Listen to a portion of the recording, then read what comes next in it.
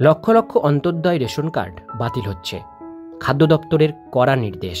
আজকে ভিডিওটির মধ্যে দিয়ে কেন সেই রেশন কার্ডগুলো বাতিল হচ্ছে সেগুলো আমরা জেনে নেব। ভিডিওটিকে স্কিপ না করে প্রথম থেকে শেষ পর্যন্ত মনোযোগ সহকারে দেখতে থাকুন। চ্যানেলে প্রথমবার হলে সাবস্ক্রাইব করে পাশের বেল আইকনটিকে বাজিয়ে রাখুন এরকমই গুরুত্বপূর্ণ হেল্পফুল আপডেটগুলো সবার প্রথমে দেখবার জন্য। তো চলুন ভিডিওটিকে শুরু করা যাক। পশ্চিমবঙ্গে রেশন কার্ড ব্যবস্থায় এবার বড়সড় পরিবর্তন আসছে। এবার অন্তর্দয় অন্ন যোজনা একাধিক রেশন কার্ড বাতিল করার নির্দেশ দিয়েছে রাজ্যের খাদ্য দপ্তর। জানা গিয়েছে রাজ্যে এই প্রকল্পের অধীনে এমন বহু রেশন কার্ড রয়েছে যেগুলো একমাত্র সদস্য 18 বছরের কম বয়সী, আর এই বিষয়টি নিয়ে প্রশ্ন উঠেছে রাজনৈতিক মহলে।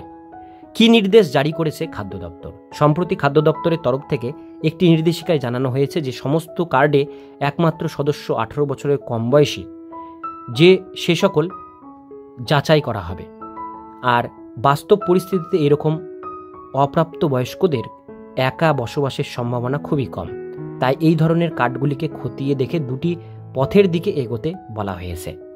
প্রথমত, সেই সদস্য যদি আলাদাভাবে বসবাস না করে তাহলে অবিলম্বে সেই কার্ড নিষ্ক্রিয় করতে হবে, এবং দ্বিতীয়ত, যদি সেই সদস্য আলাদা বসবাস করে তাহলে তাকে সংশ্লিষ্ট পরিবারের সঙ্গে যুক্ত করতে হবে। পরিসংখ্যানে উঠে এসেছে চমক দেওয়া তথ্য। খাদ্য দপ্তরের সাম্প্রতিক এক তথ্য অনুযায়ী বর্তমানে রাজ্যের অন্তর্দয় অন্ন যোজনার আওতায় রয়েছে 55 লক্ষ মানুষ, আর এর মধ্যে প্রায় 3 লক্ষ কার্ডধারী এরকম যাদের পরিবারের সদস্য সংখ্যা মাত্র একজন। আর সব থেকে অবাক করার বিষয়, এই এক সদস্যের কার্ডধারীদের বড় অংশ 18 বছরের কম বয়সী। বেশ কিছু বিশ্লেষক মনে করছে এত বিপুল সংখ্যক অপ্রাপ্ত বয়স্কদের একা বসবাস করা এবং পৃথক কার্ড থাকা সত্যি যুক্তিসঙ্গত নয়। আর এই মুহূর্তে নতুন করে প্রকৃত দরিদ্রদের অন্তর্ভুক্ত করাই খাদ্য দপ্তরের মূল উদ্দেশ্য। অন্তর্দয় অন্ন যোজনার কি কি সুবিধা মেলে? অন্তর্দয় অন্ন যোজনা প্রকল্পের আওতায় প্রত্যেক পরিবার মাসে 35 কেজি খাদ্য সামগ্রী বিনামূল্যে পান, যার মধ্যে চাল ও গম থাকে।